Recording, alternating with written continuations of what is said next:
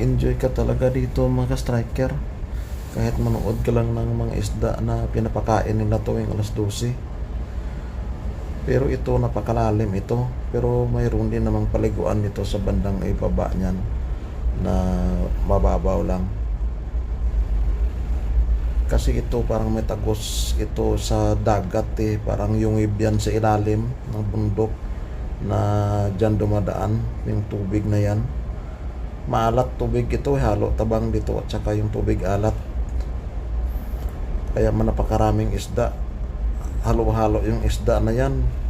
Mayroong mga maya-maya, mayroong mga